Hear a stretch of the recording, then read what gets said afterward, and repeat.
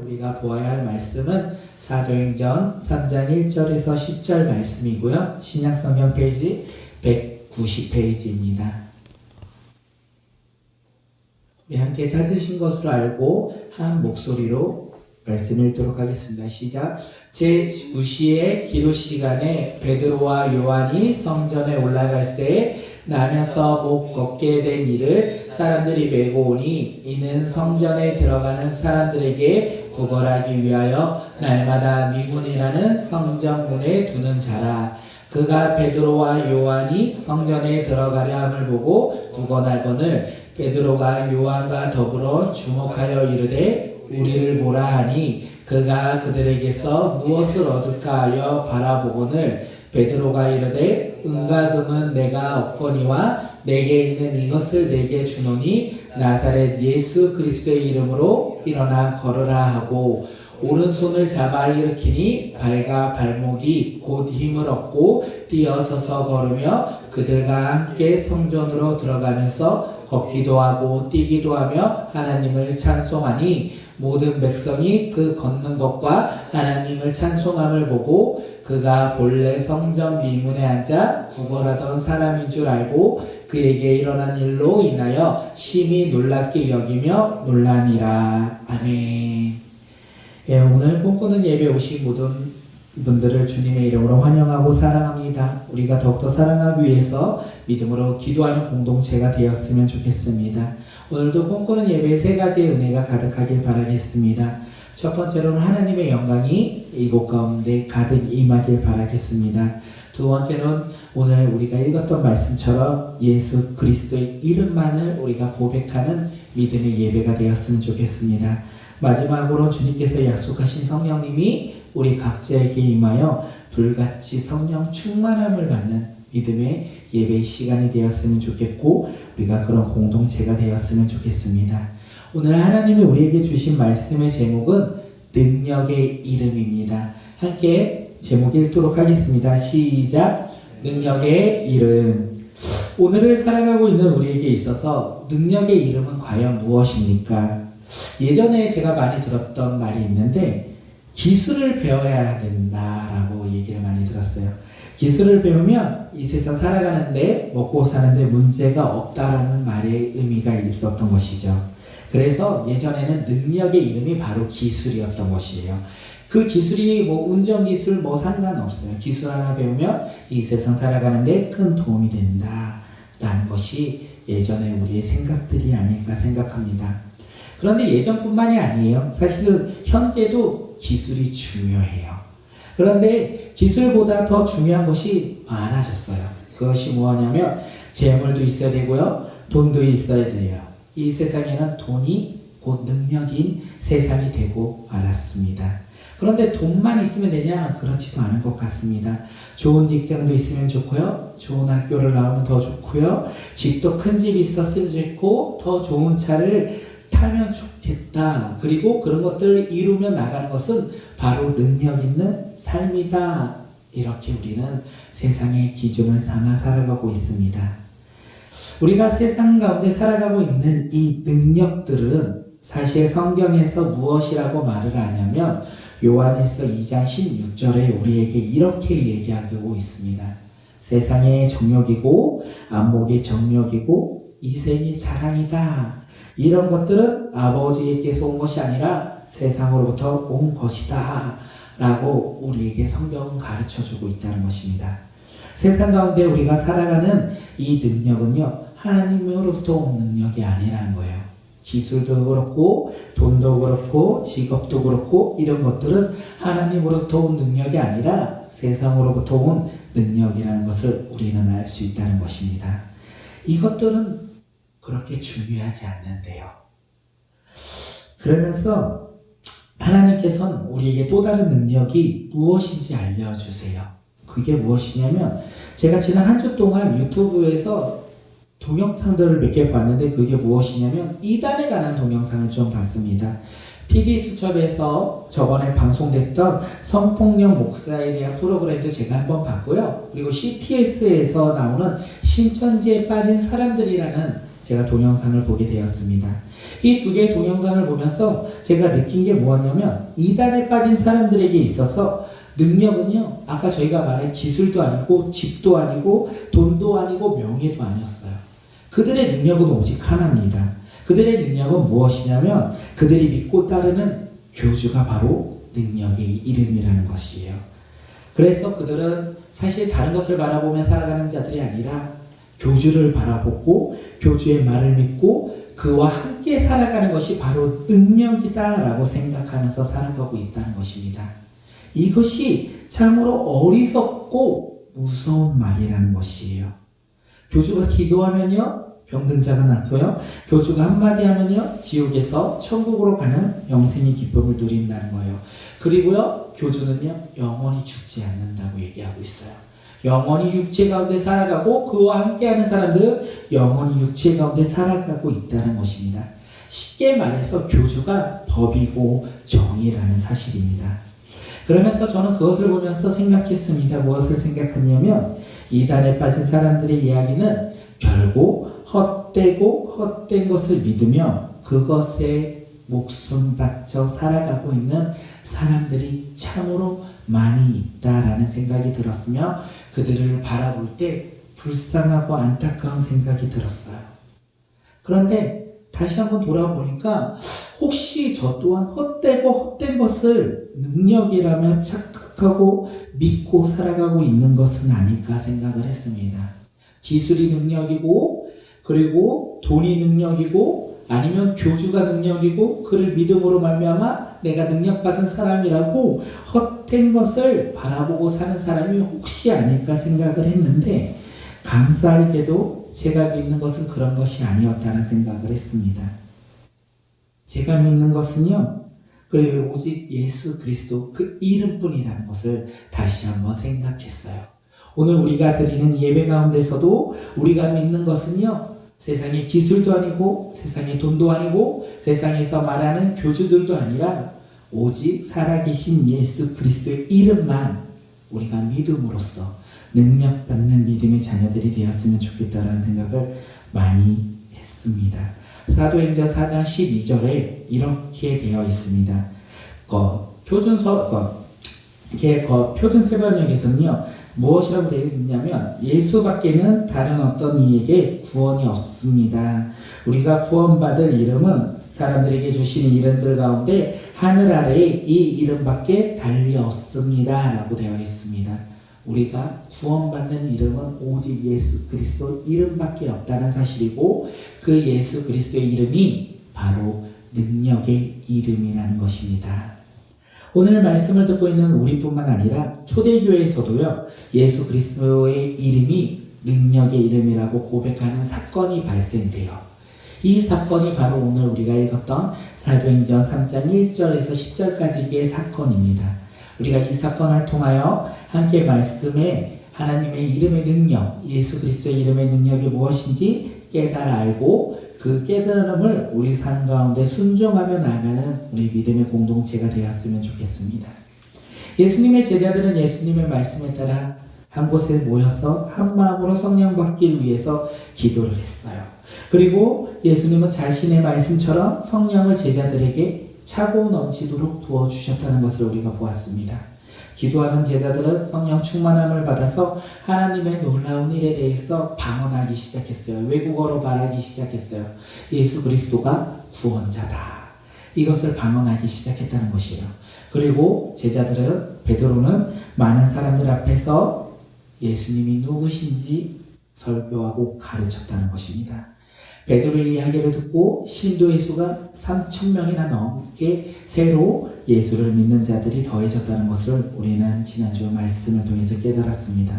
그들은요, 사도의 가르침을 받아서 서로 교제했고요, 기도하며 자신의 소유를 팔아서 각 사람에게 필요에 따라서 나눠주며 하나님을 찬양했던 것입니다. 예수님의 제자들의 모습을 본 많은 사람들이 제자들의 모습을 칭찬하면서 그들도 예수님의 제자가 되는 사건이 날마다 더해졌다는 것을 우리는 깨달아 알 수 있습니다. 그러면서 오늘의 말씀이 이어집니다. 예수님의 제자들에게 있어서 큰 사건, 큰 기적이 오늘 일어나는데 그게 바로 나면서부터 못 걷게 된 안진뱅이를 치유하는 바로 이 사건입니다. 이 사건을 통하여 우리는 예수의 이름이 능력의 이름이라는 것을 깨달아 알고 우리 삶 가운데서도 그 예수의 이름이 날마다 우리가 고백하는 믿음의 자녀들이 되었으면 좋겠습니다. 제자들은 예수님의 제자 가운데요, 베드로와 요한이 유대인들의 기도 시간에 맞춰서 제9시에 오후 3시에 성전에 올라갔어요. 베드로와 요한은 성전에 올라가서 복음을 전하려고 올라갔던 것도 있겠지만 그들은 하나님께 기도하려고 올라갔던 것입니다. 그들은 습관처럼 하나님께 기도를 했다는 것입니다. 그들은 하나님께 기도함으로써 한 가지 행한 것이 있는데 자신의 생각과 뜻을 내려놓고 하나님의 뜻과 계획이 무엇인지 깨달아 알고자 그들은 습관에 따라서 기도했다는 것입니다. 그리고 성전에 올라가고 있는 상황이에요. 베드로와 요한이 이렇게 기도하러 성전에 올라가고 있을 때 또 다른 한 사람이 성전으로 올라가고 있습니다. 그가 누구냐면 나면서부터 못 걷게 된 안진뱅이였습니다. 근데 이 안진뱅이는 나면서부터 못 걷기 때문에 혼자 성전에 올라갈 수 없었어요. 그래서 많은 사람들이 그를 메고 성전으로 올라갔다는 것입니다. 그리고 성전 문 앞에 미문이라는 문 옆에 그를 앉혔어요. 그러면 그가 무엇을 하냐면 그 안진뱅이는 혼자 할 수 있는 것이 없기 때문에 성전 미문에 앉아서 성전으로 올라가는 사람들에게 구걸을 한다는 것입니다. 그 안진뱅이에게 뭔가 희망은 없었어요. 그 안진뱅이는요, 바라본 바 미래가 없었다는 것입니다. 그는 좌절하고 오늘만 살아가기 위해서 그냥 생계를 유지하기 위해서 구걸하고 살아갔던 사람이 바로 안진뱅이라는 사실입니다. 이 안진뱅이가 구걸하던 성전 미문은요, 우리말로 다시 표현하면 아름다운 문이라고 되어 있어요. 이 아름다운 문이 얼마만큼 아름다웠냐면 유대의 역사가 요세푸스가 미문을 가리켜 이렇게 얘기합니다. 은으로도 도금되고 금으로도 장식한 성문보다 더 정기한 성문이다 라고 말했고, 그 아름다운 것뿐만 아니라 크기가 높이가 얼마큼 됐냐면 23m 정도의 높은 성문이었고 거대하고 웅장하고 사람들이 봤을 때도 대단한 문이다 라고 바라보는 문이 바로 이 미문이라고 이야기를 했습니다. 신명기 15장 4절 5절 우리 함께 말씀을 보면요, 이스라엘 사람들이 하나님의 율법에 순종하면 이스라엘 백성들은 복을 받는다라고 했어요. 그리고 복을 받아서 가난한 자들이 없을 것이라고 하나님께서 말씀으로 약속해 주셨다는 것입니다. 하나님은 약속해 주셨어요. 이스라엘 백성들이 하나님의 율법에 순종하면 이스라엘은 가난한 자가 없을 거다라고 약속해 주셨어요. 그런데 초대교회에 신약시대에 안진뱅이가 있었는데 그는 가난하여 지금 성전에 올라가는 사람들에게 생계를 유지하고자 구걸하고 있다는 것입니다. 신명기에서 말씀하는 그 하나님의 말씀이 이루어지지 않았다는 것을 우리는 볼 수 있습니다. 그렇다면 하나님의 말씀은 허황되고 거짓된 것일까요? 하나님의 약속이 이루어지지 않는 이 모습을 보고 우리는 하나님의 말씀이 거짓되다라고 말할 수 있을까요? 그렇지 않다는 것이에요. 신명기에서 말하는 하나님의 말씀은요, 율법에 순종하면 이렇게 되어 있습니다. 율법에 순종하면 축복을 받는다. 그래서 가난한 자가 없을 거다라고 말하고 있는데, 지금 가난한 자가 발생됐다는 것은 하나님의 말씀, 다시 말하면 율법에 순종하지 않았다는 것이에요.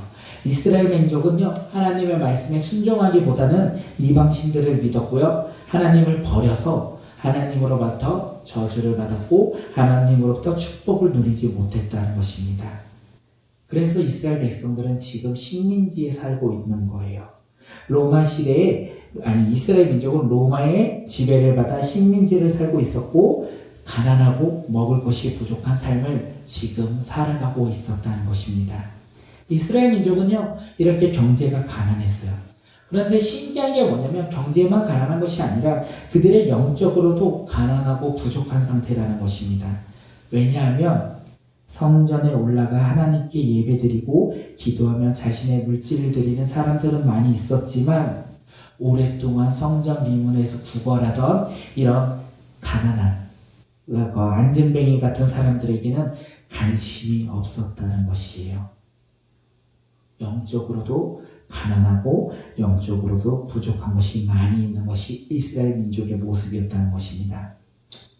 안진뱅이는 베드로와 요한이 성전에 올라가는 것을 보고 평상시처럼 구걸했어요. 저 한번 도와주세요라고 얘기한 것이 아니라 그가 구걸하면 계속 얻을 때까지 올라가고 있는 그들에게 이야기를 했습니다. 돈을 줄 때까지 돈을 달라고 구걸하고 있었다는 것입니다.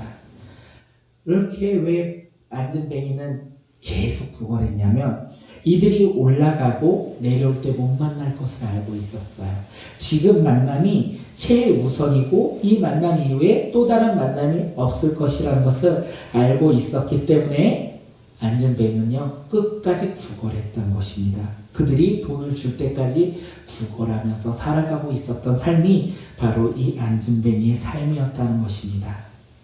성전은 하나님께 예배드리는 거룩한 장소였습니다. 그런데 그곳에서 하나님을 예배드리기보다는 하루 한 끼 생계를 이어가기에 급급하며 돈을 구걸하는 안진뱅이의 모습이 왠지 저와 우리의 모습은 아닐까 생각합니다. 우리의 환경과 삶 가운데 어려움이 많아서 영원한 생명이신 하나님을 바라보지 못하고 오늘 살아가면서 필요한 것만을 간구하며 필요한 것만을 구하며 나아가는 것이 우리의 모습은 아닐까 생각해 봅니다. 그런데 이렇게 안진뱅이의 모습을 보면서 우리가 깨달았으면 좋겠어요. 우리의 모습도 가난하다. 우리의 모습도 부족한 것이 많다. 하나님을 바라보지 못하고 하나님을 바라보지 못하는 것들 가운데 오늘 우리는 우리의 것만 간구하며 살아간다는 것을 고백하면서 나아갔으면 좋겠다는 생각을 되게 많이 했습니다. 성전에 올라가는 베드로는요, 자신에게 계속 구걸하는 안진뱅이에게 주목하기 시작했습니다. 그를 바라보기 시작했다는 거예요. 그냥 바라본 것이 아니라 그를 사랑하는 마음을 가지고 바라보기 시작했어요. 베드로가 안진뱅이를 바라보고 사랑하는 마음으로 그를 주목했던 것은 그의 모습 때문이 아니라 그의 영혼 때문에 그렇습니다. 그의 가난한 영혼을 베드로는 바라보았고 그 가난한 영혼을 치유하기자 베드로가 안진뱅이에게 이야기를 합니다.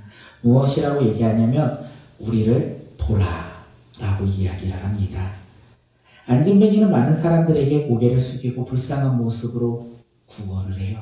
왜냐하면 그렇게 구걸해야 조금 더 불쌍한 것이 보여서 동정심을 유발할 수 있기 때문에 그는 더욱더 불쌍한 모습으로 구걸합니다. 다시 말하면 안진뱅이는요 불쌍한 모습으로 구걸도 하지만 자신의 삶에서 희망도 없고 좌절도 없고 절망 가운데 살아가고 있는 모습, 그래서 그는 고개를 숙이며 지나가는 사람들에게 구걸하고 있는 모습으로 살아가고 있는 것은 아닐까 생각합니다.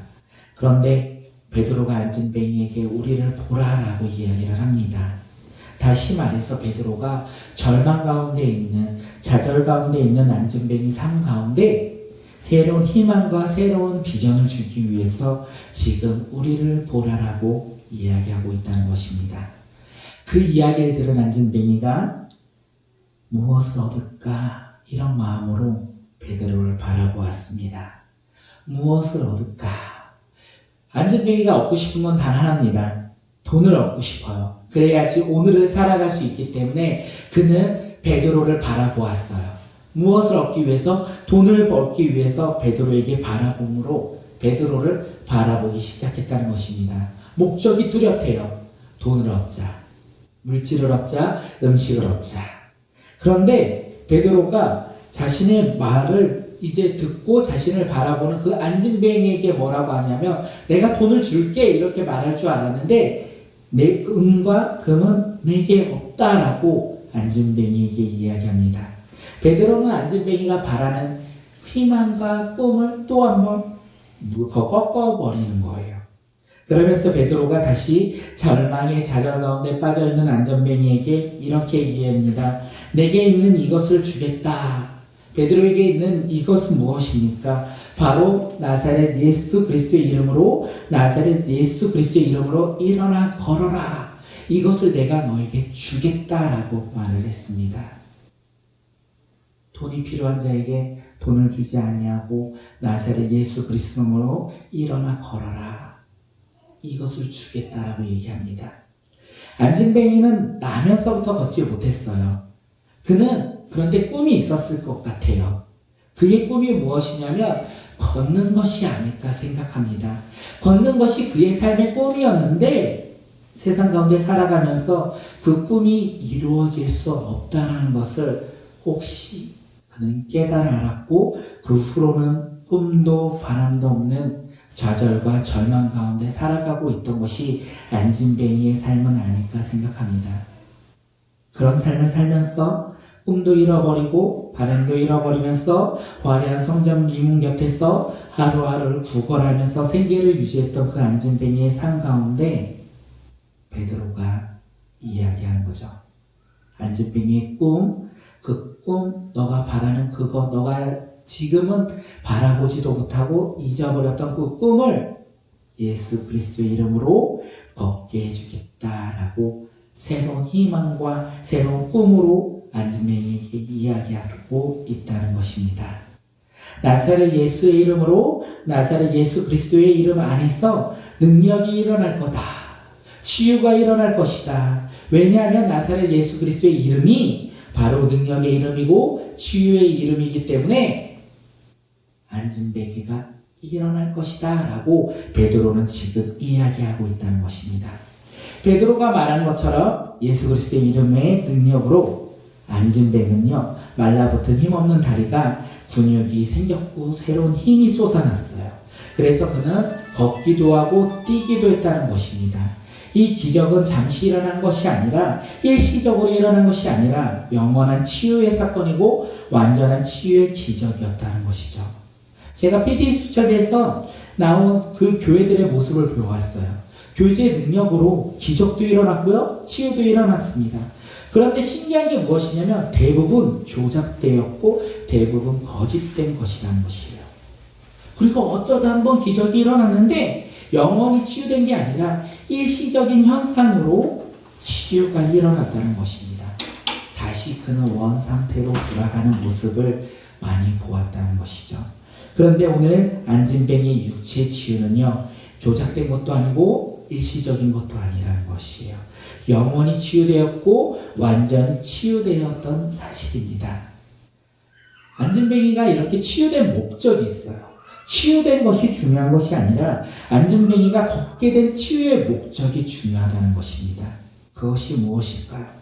하나님은 무엇 때문에 이 안진뱅이를 일어나게 했고 걷게 했을까요? 안진뱅이는 능력의 이름 예수 안에서 치유의 기적을 맛보았어요. 그리고 그는 예수님과 베드로의 일행과 동행하여 하나님을 찬양하면서 성전 안으로 갔다는 것입니다. 사실 안진뱅이는요, 걷지 못하는 부정한 육신을 소유했기 때문에 성전으로 들어갈 수조차 없었습니다. 그래서 성전 미문 곁에서 구걸을 했다는 것이죠. 그런데 이 시간 베드로의 고백으로 말미암아 부정한 육신이 예수 그리스도의 이름으로 말미암아 치유받고 고침받는 기적을 통하여 이제 그는 부정한 육신에서 변화되었어요. 그 변화됨으로 말미암아 성전 안으로 들어갈 수 있는 깨끗한 사람이 되었다는 것입니다. 죄인에서 의인이 되어서 성전 안으로 들어갈 수 있다는 것입니다. 그리고 그는 무엇을 했냐면 성전 안에 들어가 걷고 뛰며 하나님께 찬양을 했다는 사실입니다. 사실 우리도 안진뱅이처럼 죄인이었습니다. 영원한 구원의 기쁨을 맛볼 수 없는 죄인이었다는 사실입니다. 그런데 우리가 변화될 수 있었던 것은 무엇일까요?